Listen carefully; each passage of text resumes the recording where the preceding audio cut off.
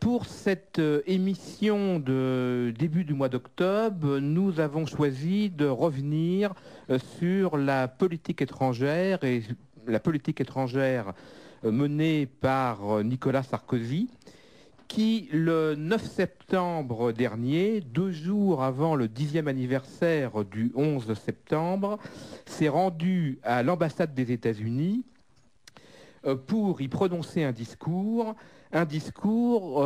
aux accents d'une américanophilie rarement exprimée aussi clairement depuis qu'il a accédé à la charge suprême en 2007, puisque faisant du super Jean-Marie Colombani, en quelque sorte, qui, vous rappelez qu'au lendemain des attentats, avait titré son éditorial du Monde « Nous sommes tous américains », eh bien cette fois, Nicolas Sarkozy s'est exclamé devant tout le personnel de l'ambassade: en somme, ce jour-là, nous autres Français, nous ne nous sommes jamais sentis aussi américains.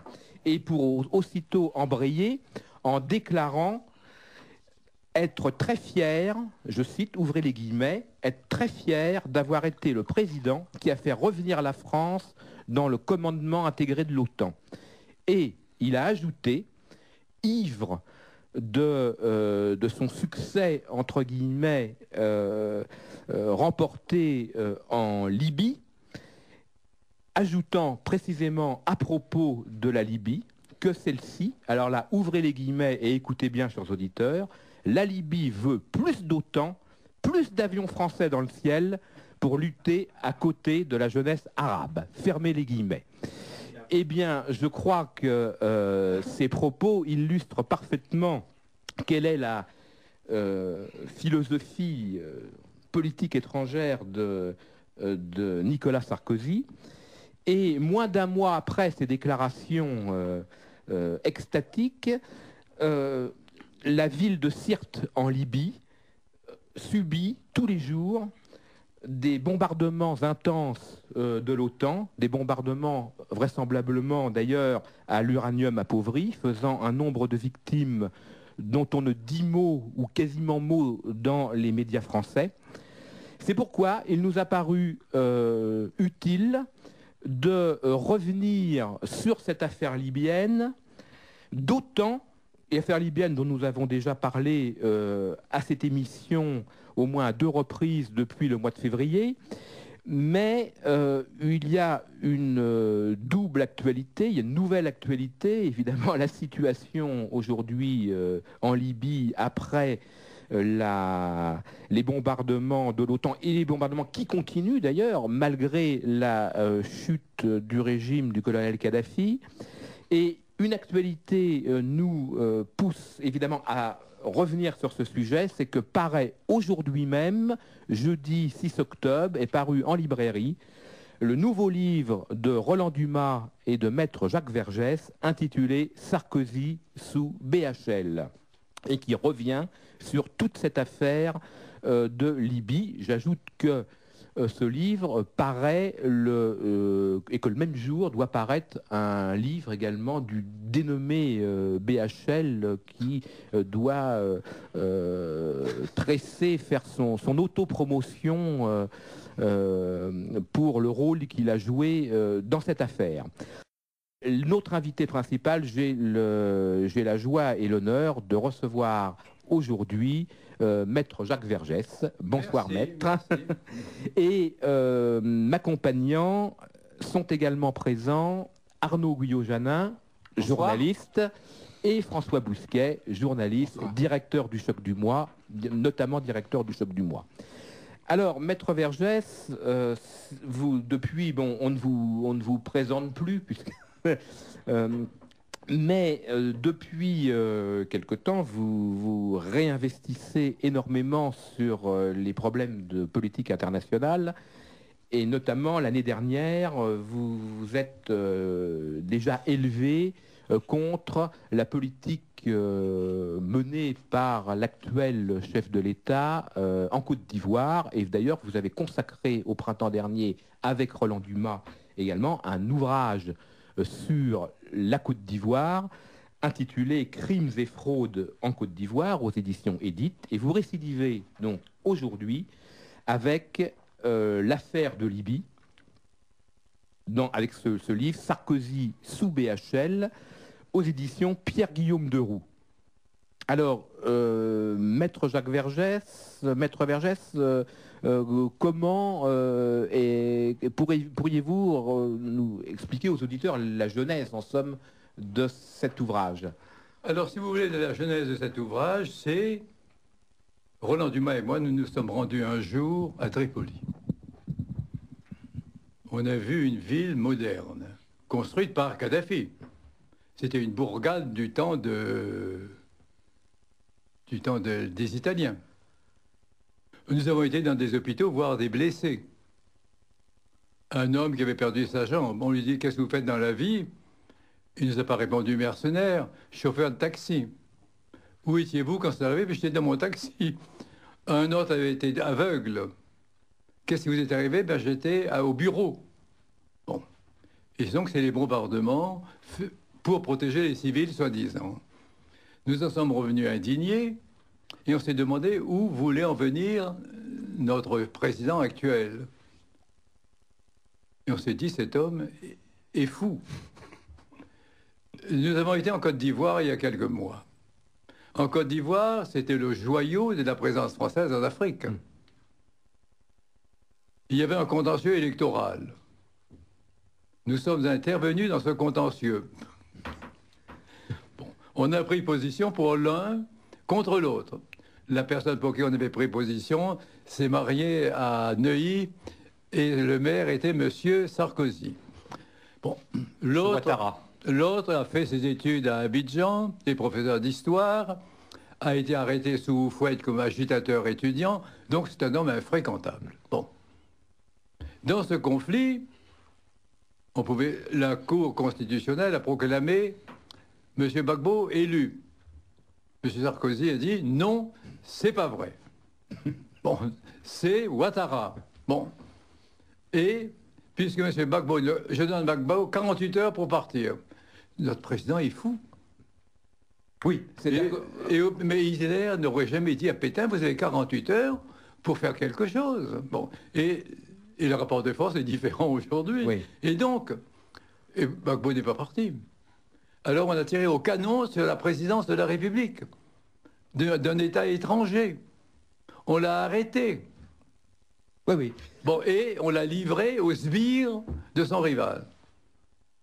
Et conséquence, quand dans n'importe quel pays, quand vous arrivez avec les canons d'une puissance étrangère, vous n'avez aucune autorité. Quand vous vous appuyez sur des bandes, parce que dans le Nord était aux mains de qui? De putschistes battus en 2002. Bon. Et vous n'avez plus aucune autorité. Roland Dumas et moi, nous revenons de là-bas. Sur le site de l'ambassade de France, vous avez « Si on vous vole votre sac, téléphonez à tel endroit. Si on vous vole votre voiture, à tel endroit. Si on vous attaque, à tel endroit. » Bon. Et nous disions, on est capable, évidemment, avec notre force militaire, de renverser un gouvernement, mais on est incapable de mettre de l'ordre ensuite. Et on s'est dit, ça recommence en Libye. Alors qu'en Libye, Kadhafi avait été reçu avec des honneurs extravagants. Et oui, c'est ça. C'est le contraste. Il y a un contraste. Bon, il avait dressé sa tente, il avait amené sa chamelle, bon. Et il avait promis surtout d'acheter tout. Des rafales dont personne ne veut, des machins nucléaires, etc. Et puis c'est ravisé. Tout ça, ça ne s'est pas fait tout de suite. Bon. Et puis alors, quelque chose aussi, donc, il n'a pas acheté les rafales. Quand le Brésil promet d'acheter les rafales, il ne rachète pas. On n'envoie pas la force armée au Brésil. Non. On recevrait une tannée. Bon. On envoie en Libye. Et puis surtout, il y a une autre chose, c'est que Kadhafi voulait retirer ses fonds des banques occidentales. Voilà. Alors ça, c'est un point, en effet, qui paraît très important. Et s'il l'avait fait, déjà nos banques, qui sont flageolantes, étant donné leur gestion, étant donné la crise en Europe, était par terre. Donc il fallait absolument faire la guerre. Et en novembre de l'année dernière, une réunion s'est tenue à Paris. avec un mythomane nommé Bernard-Henri Lévy. Bernard-Henri Lévy, qui est-ce? C'est un homme d'affaires. D'abord, disons-le. Oui. Tout à l'heure, je passais dans la rue et je voyais des camions en disant « Achetez les produits Picard Oui. ». Ils vendent des produits surgelés. Il a exploité du bois en Afrique. Il a des sociétés de bourg en bourse. Et cela me rappelait cette phrase d'André Breton, adressée à tort à Paul Claudel: « On ne peut pas être marchand de cochons, ambassadeur de France et poète. » Or, moi, je dis, on ne peut pas être un homme d'affaires et être un artiste. Avez-vous déjà lu une élégie écrite par un Dupont de Nemours? Non. Une cantate est composée par un Rockefeller. J'avoue que non. Et, Non. et un roman écrit par Boussac. Non. Or, c'est le cas. Et lui, il s'est pris pour Malraux. Oui. Il a écrit des romans dont personne ne parle plus. Il s'est pris pour Marcel Carné. Il a fait un film avec un gros budget, puisque dedans, il y a... Delon. Il y a Alain Delon, il y a également Lorraine Bacal. Et tout le monde dit que c'est le plus mauvais film français depuis la Libération. Donc, il s'est pris pour Carnet, il s'est pris pour Malraux, et maintenant, alors ça c'est beaucoup plus grave, il se prend pour Laurence d'Arabie. Mais Lévy d'Arabie, c'est un gag. Ou bien comment ça s'appelle ça, ce truc-là où... Un oxymore. Un oxymore, bon. Et L'opposition de deux termes. Et il arrive, il dit, il appelle. Et depuis le mois de novembre, on préparait l'aide aux insurgés. C'est-à-dire que préparer l'aide à des insurgés qui n'étaient pas encore insurgés. Donc, vous dites, Maître Vergès, que l'affaire de Libye, en réalité, contrairement à tout ce qu'on a pu dire, on a voulu relier ça au mouvement général des révolutions arabes, des révoltes populaires arabes. L'affaire de Libye, il n'y a pas eu en effet, avant l'insurrection, de manifestations de masse de la population libyenne contre le régime de Kadhafi, mais que tout cela, l'insurrection a été préparée depuis Paris 3-4 mois avant. Et ensuite, au mois de novembre, une délégation d'hommes d'affaires français s'est rendue à Benghazi. Ouais. Bon. Et en Tunisie, c'est peut-être la faiblesse du mouvement, un mouvement qui n'avait pas de dirigeant, qui a renversé le régime dans les 48 heures, sauf Mme Alliot-Marie qui ne l'avait pas vu, mais elle fait partie du gouvernement Sarkozy. Bon, c'est une bande d'aveugles. Ça ressemble au tableau de Bruegel, vous savez, ils sont tous à la queue leu-leu. Bon. Et puis, c'est un mouvement de masse également, sans tête, en Égypte, qui a remplacé le Moubarak. Et là encore, malchance, M. Fillon va se reposer au bord du Nil, invité par M. Moubarak. Nos dirigeants sont d'une lucidité extraordinaire. Et donc, mais il n'y a pas eu de mouvement populaire en Libye. En Libye, il n'y a pas eu de mouvement populaire, non? Contrairement à ce que... Il y a eu quelques mécontents. Oui. On a soufflé sur la braise. On a préparé une guerre civile. On a obtenu une décision équivoque de l'ONU pour protéger les populations civiles. Et au nom de cette proposition, on a bombardé. On a livré des armes. On a envoyé des troupes camouflées, des barbouzes. Et ensemble, on a suscité une guerre civile et on y a participé. Et résultat, Monsieur Lévy d'Arabie parlait de la Libye libre. Il comparait ça à la France libre. Je prends ça pour une injure. J'étais 3 ans sous les ordres de Gaulle. Ça n'a aucun rapport. Et il appelait les insurgés la deuxième DB. Ça n'a aucun rapport.